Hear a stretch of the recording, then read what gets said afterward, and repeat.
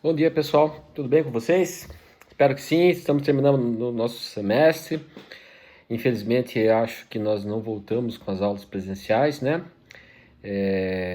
Eu tinha essa esperança de pelo menos fazer a M2 de forma presencial, mas pelo que nós estamos vendo, isso não vai acontecer, né? Esperamos nos voltarmos com força para o segundo semestre, né? Vocês devem ter acompanhado, eu estou gravando essa aula hoje, é dia 21 de maio, que houve uma antecipação em relação ao encerramento para da M2 para o dia 10, tanto que eu já até mandei para os senhores, já devem ter recebido. Eu acabei optando por realizar a M2 também através de um trabalho de pesquisa, né? Vocês já receberam, né? Mandei até antecipadamente para que os senhores tenham tempo de fazer com tranquilidade, ok? Então, eu estou aqui, sempre me esqueço, estou aqui gravando essa aula para o pessoal do terceiro semestre, né, Direito Constitucional 1, né, é o nosso último assunto dentro do programa. Vocês podem perceber, depois quero que vocês confiram, que nós conseguimos, ainda que dessa forma remota, concluir o nosso plano de ensino, né. Hoje o último assunto que nós temos aqui são os direitos políticos, né, e com isso a gente encerra nosso plano de ensino. Já antecipei para os senhores a M2 por conta da antecipação do encerramento do calendário escolar. Houve essa antecipação, até dia 10 temos que fechar, depois só as provas de exame, depois do dia 10. Então, teoricamente, nossas atividades vão até o dia 10. Hoje é dia 21, então nós temos aí menos de 20 dias para nós encerrarmos aí esse nosso semestre tão conturbado. Ok, pessoal? Vamos lá, então. Então, direitos políticos, tá, pessoal? A partir do artigo 14, especialmente o artigo 14, trata dos direitos políticos. Quando nós falamos de direitos políticos, estamos falando em relação nós temos que nos lembrar do nosso regime democrático, né? Da nossa democracia participativa, né? Que é o modelo de democracia representativa, onde que o povo, lembrando que o poder pertence ao povo, né? Porém, esse poder é exercido por representantes eleitos. Então, os direitos políticos, eles na verdade, são os instrumentos do exercício da soberania. Instrumentos do exercício da soberania. É através dos chamados direitos políticos, né, que nós vamos exercer esse poder consagrado na Constituição, tá? Dessa soberania popular. Lembrando, então, que o nosso modelo democrático é o participativo, né, em que a maioria das decisões são tomadas por representantes que são eleitos, né, por isso os direitos políticos, e algumas tarefas que nós fazemos diretamente, né? A questão do plebiscito, do referendo, da ação popular, tá? Nós vamos falar também um pouquinho sobre elas. A gente pode elencar como direitos políticos consagrados na Constituição, primeiro, o direito do sufrágio, que diz respeito à escolha, você tem essa liberdade de escolher os seus representantes. Podemos falar da alistabilidade, que diz respeito àqueles que podem participar do processo de escolha, tá? Alistabilidade, quem pode alistar-se como eleitor. Elegibilidade, quem pode ser eleito, as causas de inelegibilidade, né, que nós veremos. A ação popular, que é uma forma do exercício direto, né? Nós comentamos lá no artigo 5º. A iniciativa popular de leis, que é a apresentação de projeto diretamente pelo povo, né? Está previsto no artigo 66 da Constituição, nós vamos falar no próximo semestre. E a ideia dos partidos políticos, né? Que seriam esses instrumentos do exercício da democracia. Nós vivemos numa democracia de partidos, né? Tá. Ok, pessoal? E esses direitos políticos, pessoal, de acordo com a doutrina, eles podem ser divididos em direitos políticos positivos e negativos, tá? Os direitos políticos positivos, é fácil associar, né? Diz respeito à participação do povo no cenário eleitoral nacional. Nada mais é do que um desdobramento do princípio da representatividade, né? Esses direitos positivos englobam basicamente o direito de votar e de ser votado. Seria o aspecto ativo, votar, e aspecto passivo, ser votado, ser eleito, tá? Isso se dá através do sufrágio. O que significa a palavra sufrágio, pessoal? Vem de sufrágio do latim, que significa nada mais do que escolha, apoio, aprovação, tá? Então, dentro dessa perspectiva de direitos políticos positivos, ativos e passivos, nós vamos falar Primeiro, quem pode votar, vocês já sabem disso, né? Quem que existem os eleitores obrigatórios, facultativos, nós vamos falar sobre isso, está tudo na Constituição, mas nós vamos falar. E vamos falar também da capacidade eleitoral passiva, quem pode ser eleito. Existem alguns requisitos para também requisitos de elegibilidade, tá? Então, começando pela capacidade eleitoral ativa, que a gente pode chamar também de alistabilidade. A pergunta é, quem pode alistar-se como eleitor? O primeiro requisito é ser brasileiro. Óbvio, né? Pessoa estrangeira está fora aí dessa possibilidade de participar do processo de escolha aqui no nosso país. Então, somente brasileiro pode ser eleitor, tanto nato como naturalizado. Aí nós temos na Constituição aquilo que a doutrina chama de eleitores obrigatórios, que são os maiores de 18 e os menores de 70 anos, e os facultativos. Quem são os facultativos? Maiores de 16 e menos de 18, maiores de 70 anos e, tome cuidado com isso aqui, as pessoas acabam se confundindo, analfabetos. Analfabeto pode votar? Pode. O voto dele é facultativo, mas ele pode votar. Diferente em relação à elegibilidade. O analfabeto não pode ser eleito, mas pode votar. Tá? E de que forma que é feita a escolha? Através do voto, pessoal. O voto, o senhor já sabe, ele é previsto na nossa Constituição como uma cláusula pétrea, tá? Tá lá no artigo 60, parágrafo 4º, inciso 2, né? E de acordo com o próprio artigo 60, o voto é direto, secreto, universal, periódico, livre, personalíssimo e com valor igual para todos. Vamos explicar isso que a doutrina chama de características constitucionais do voto, que é uma cláusula pétrea. A primeira característica, o voto é direto. Como assim direto? O cidadão vota, o eleitor vota direto no seu candidato, aquele que ele escolheu. Professor, lógico, como assim existe voto indireto? Existe o voto indireto. Aquele que eu escolho, um representante que vai escolher por mim. É mais ou menos o modelo americano. Então no Brasil o voto é direto. Lá nos Estados Unidos eles escolhem os delegados, né, que vão escolher nas eleições estaduais. É uma bagunça que eu não consigo entender direito as eleições americanas, hein? Vamos lá. Além de ser direto, ele é universal. Ou seja, todos que preenchem aqueles requisitos que nós já falamos, etários lá, podem votar, independentemente da sua classe social, qualquer tipo de... não existe nenhum critério discriminatório, né? Ele não é um voto censitário, o voto é universal. Não se exige que ele seja formado, que nem tampouco condição econômica. Todos que preenchem aqueles requisitos constitucionais devem participar do processo de escolha. Além disso, o voto, até pela própria natureza democrática e republicana, é periódico, né? Na medida em que os mandatos são por tempo determinado, né? Para que as pessoas não se eternizem no poder. Então eu tenho direto, universal, periódico. Livre. Como assim livre, professor? Mas ele não é obrigatório? Não. O livre quer dizer o seguinte, que eu posso, quando eu falo livre, eu posso escolher o candidato, votar em branco, votar em nulo, simplesmente não fazer nada lá. É livre nesse sentido, né? Não sou obrigado a escolher alguém, tá? Embora aqui no Brasil o voto seja obrigatório, né, com sanções até para aqueles que sejam considerados eleitores obrigatórios não participem do pleito. Mas até que é algo muito questionável isso, né, dentro de uma democracia. Mas a nossa Constituição estabelece a obrigatoriedade do voto. E a última característica, o voto é igualitário. Ou seja, não existe pesos, né? Então, fulano, o voto de fulano vale mais do que o cicrano. Não.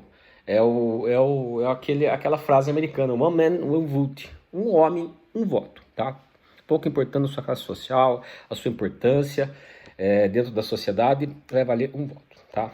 Então, as eleições do Brasil, hoje, depois de uma luta, depois da ditadura, são eleições diretas, né? O povo escolhe diretamente os seus candidatos. Daí uma pergunta interessante.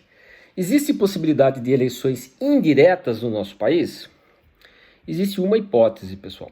Ela é prevista no artigo 81, parágrafo 1º da Constituição. 81, parágrafo 1º. E nós quase corremos o risco de uma eleição como essa.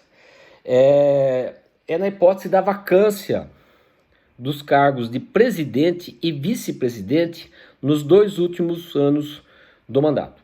Então vamos imaginar que tanto presidente como o vice sofressem um processo de impeachment. Se esse processo fosse os 2 primeiros anos do mandato, seria convocada uma nova eleição, direta. Agora, se essa vacância, tanto do cargo de presidente como de vice, ocorreu no final do mandato, nos 2 últimos anos do mandato, aí será convocada uma eleição indireta, ou seja, o Congresso é convocado para escolher o presidente para aquilo que eles chamam de cumprimento de um mandato tampão, tá? Então, ao invés porque uma eleição custa muito caro, né, pessoal? Então, se está no final do mandato, o Congresso escolhe uma pessoa para terminar esse mandato, para daí, então, só depois ser convocado a eleições diretas, tá? Mas a regra é a eleição direta, né? A indireta é essa única exceção, artigo 81, parágrafo 1º da Constituição, tá bom? Então, aqui é tranquilo, né? Quem pode ser eleitor, né? Ok, as características do voto. Tá tudo no artigo 14, tá, pessoal? Leia com atenção o artigo 14, que tudo que eu estou falando aqui tá lá. Aí nós temos aquilo que a doutrina chama de capacidade eleitoral passiva. Lá nós falamos da ativa, alistabilidade. Aqui, passiva, elegibilidade. Quem pode ser eleito? Quem pode se candidatar a um cargo? E a Constituição também traz esses requisitos. Está no artigo 14, parágrafo 3º. As condições de elegibilidade. A primeira, nacionalidade brasileira. Nós veremos que para alguns cargos tem que ser brasileiro nato, né? Mas a regra é nacionalidade brasileira. A maioria dos cargos pode ser para o brasileiro nato ou naturalizado, salvo aquelas exceções do artigo 12, né? Ele deve estar no pleno exercício dos seus direitos políticos, né? Não pode ter sido suspensos, nem tampouco cassados, né? O alistamento eleitoral, ele tem que ser eleitor para ser candidato, óbvio. Domicílio eleitoral na circunscrição, ou seja, se sou candidato a vereador em Mogi, eu tenho que morar em Mogi. Se sou candidato a governador do estado de São Paulo, eu tenho que morar no estado de São Paulo, e assim por diante, tá? Filiação partidária, ninguém pode se candidatar por si mesmo, né? Tem que ser afiliado a algum partido, né? Para a eleição, porque só para vocês terem um exemplo, né? O nosso atual presidente, ele está sem partido, mas ele já está no exercício de um mandato, né? E ele é do Poder Executivo, né? O que não pode é um parlamentar ficar sem partido, e até porque as decisões, o resultado das decisões das eleições leva em conta o partido. Isso a gente vai falar com calma no próximo semestre, quando falarmos do Poder Legislativo, tá? Mas para se candidatar a qualquer cargo tem que ser filiado a um partido. E aí nós temos também a idade mínima, que varia de acordo com o cargo que se busca, né? Essa idade varia de 18 a 35 anos. Então, para ser vereador tem que ter 18 anos no mínimo.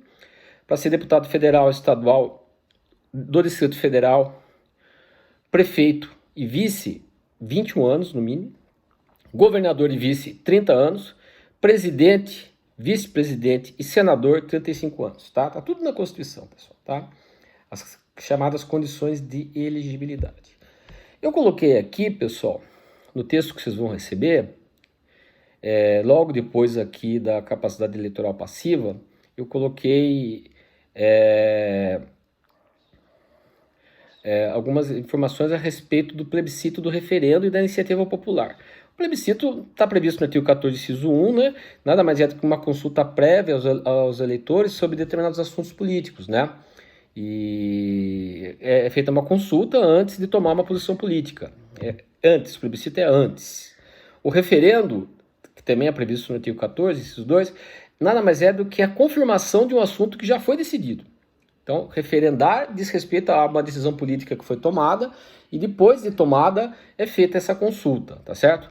Nós temos exemplo de referendo aí do desarmamento, né? A chamada lei do desarmamento, né? Que proibiu a comercialização de armas de fogo, né? Que foi, após a aprovação da lei, foi feita a consulta. Então, o plebiscito é antes e o referendo é depois. E falo aqui também, rapidamente, que é assunto também do próximo semestre, sobre a iniciativa popular, previsto no artigo 61, né? Que também é um instrumento do exercício da soberania popular, na medida em que os eleitores, o povo pode provocar o Poder Legislativo apresentando projetos de lei. Lógico que não é uma única pessoa. Existem os requisitos lá no artigo 61, parágrafo 2º, quero que vocês deem uma lida, que tem que ser pelo menos o projeto no âmbito federal tem que ser assinado por pelo menos 1% do eleitorado, dividido em pelo menos 5 estados, etc, etc, tá? E existe também a possibilidade de apresentação é possível a iniciativa popular também no âmbito estadual e municipal. Mas essa matéria a gente vai estudar com calma no próximo semestre, tá bom, pessoal? Então eu só inseri esse assunto aqui, plebiscito, referendo, iniciativa, porque eles são mencionados no artigo 14, tá? E aí, nós comentamos então os chamados direitos políticos positivos, que diz respeito à capacidade de ser eleito e de eleger, ser eleitor, bem como de ser eleito, né? Os requisitos são os chamados direitos políticos ativos, quem escolhe, e passivos, quem pode ser escolhido, tá? Agora a gente entra no assunto que eu já disse para os senhores, né, que em se tratando de direitos políticos, eles são classificados pela doutrina de direitos políticos positivos, que nós já falamos, capacidade eleitoral ativa e passiva. Agora nós vamos falar dos direitos políticos negativos. Ou seja, seriam as restrições constitucionais ao exercício dos direitos políticos. Ou seja, as restrições ao direito de votar e de ser votado. Tá? E o primeiro assunto que vem para nós aqui são as chamadas inelegibilidades. Ou seja, quem não pode ser eleito. Inelegibilidades. Quem não pode ser eleito. As chamadas inelegibilidades são previstas na Constituição e na lei. A própria Constituição prevê a possibilidade de instituições de outras causas de inelegibilidade através de lei complementar, tá? E vou até dar um exemplo para os senhores depois, vocês vão entender. Os chamados direitos, as chamadas inelegibilidades, né, são causas que impedem que o cidadão possa ser eleito. Essas causas podem ser absolutas, tá? As causas de inelegibilidade absolutas, que impedem totalmente, ou relativas, tá? Em se tratando de inelegibilidade absoluta, ou seja, não pode ser eleito, nós temos os estrangeiros, que também não podem votar, os conscritos. Quem são os conscritos, professor? Conscritos são aqueles que estão prestando o serviço militar obrigatório. Tá? Isso já vem de várias constituições, né? Há o entendimento que aqueles que prestam estão sob a hierarquia militar lá não podem ser eleitos e nem podem votar também, tá? Os conscritos. E também entram aqui como inelegíveis os analfabetos. Toma cuidado com isso, pessoal. O analfabeto pode votar? Pode. O voto dele é facultativo. O que ele não pode é ser eleito. Ele é inelegível. Lembra o que aconteceu com o Tiririca, né? Que ele teve que fazer lá o exame para provar que sabia escrever, porque tem que ser alfabetizado para exercer o mandato, né? O mínimo que se espera, né, pessoal? Essas são chamadas inelegibilidades absolutas. Aí também existe um quadro, tá tudo no artigo 14, né, pessoal? Depois eu quero que vocês leiam, já falei, leiam com calma o artigo 14, que tudo que precisa saber a respeito desse assunto de direitos políticos está lá. Algumas coisas o senhor já conhecia, já sabiam, né, pela prática, porque também são eleitores, quase todos, né? Acho que todos são eleitores aí, né? Pela idade que os senhores têm.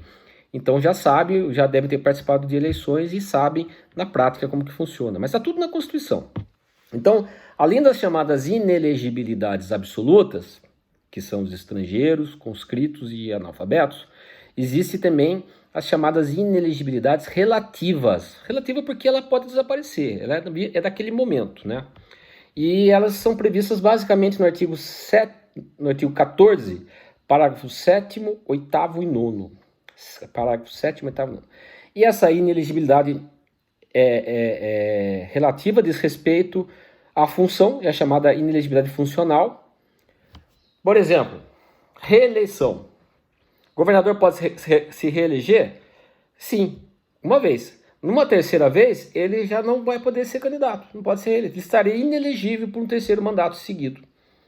Seria uma causa de inelegibilidade relativa funcional. Outro, ele está exercendo um cargo, quer se candidatar a outro. Ele tem que se desincompatibilizar, tem que sair daquele cargo por um período antes para se candidatar a outro.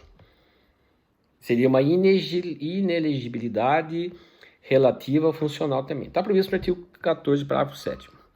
Uma outra também, pessoal, diz respeito à inelegibilidade reflexiva, que diz respeito ao impedimento do cônjuge e os parentes de consanguíneos também de se reelegerem. Também está no parágrafo 7º. Nós temos as inelegibilidades relacionadas aos militares, que eles têm que se afastar 10 anos, tiver mais de 10 anos ou menos de 10 anos de serviço, está lá no artigo 14, parágrafo 8º.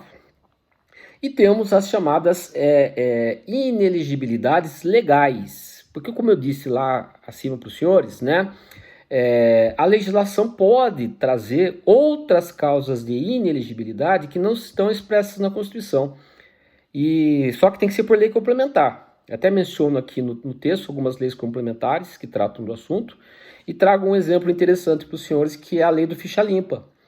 A lei do ficha limpa é uma lei complementar, é a lei complementar 135 de 2010. Interessante que essa lei complementar, aqui até fazendo o link com o que a gente falou, ela iniciou-se através de uma iniciativa popular.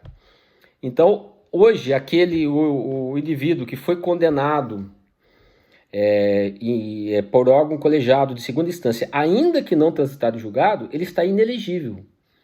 Né? É uma causa de inelegibilidade legal, porque é a lei que trouxe, no caso, a lei complementar 135 de 2010, conhecida como lei do ficha suja, ficha limpa, né?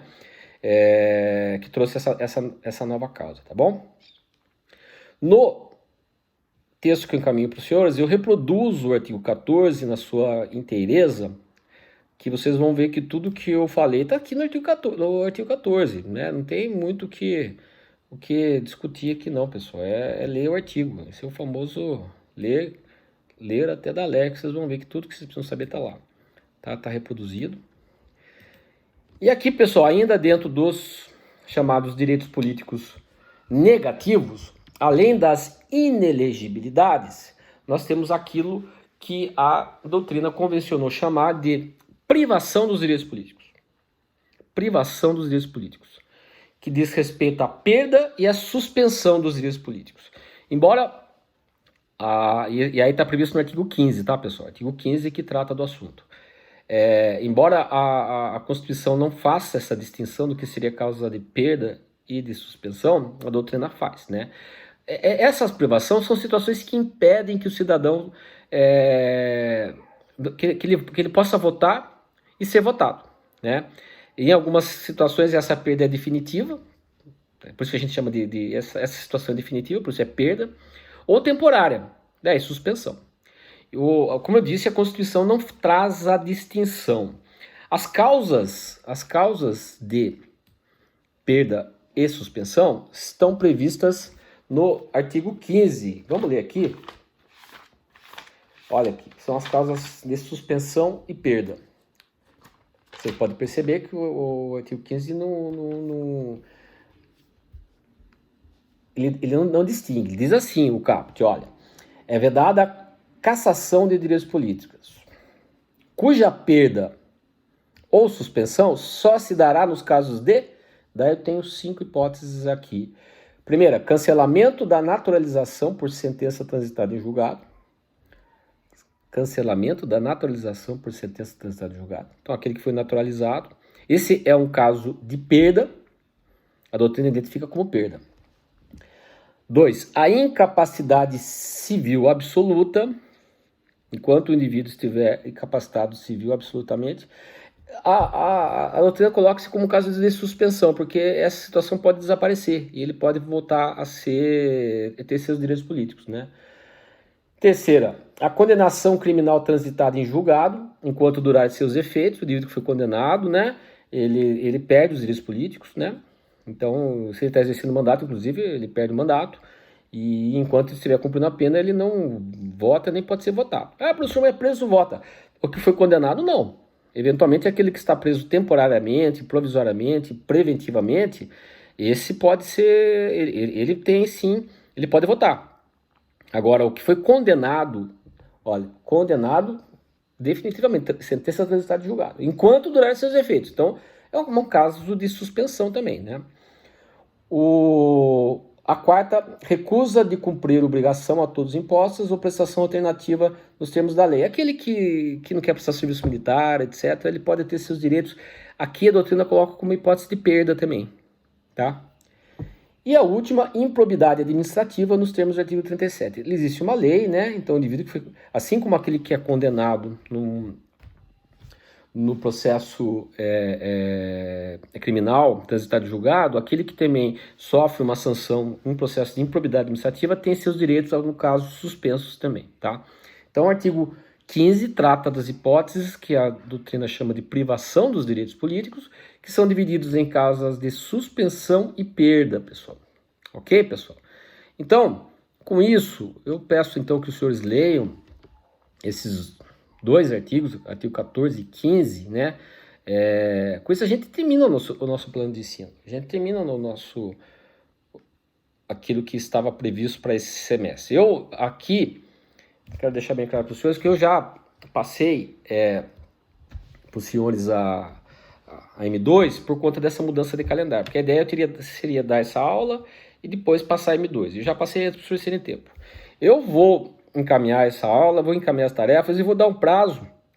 Tem alguns exercíciozinhos aqui para entrega desses exercícios, para depois da entrega da M2, para vocês ficarem bem tranquilos, tá bom?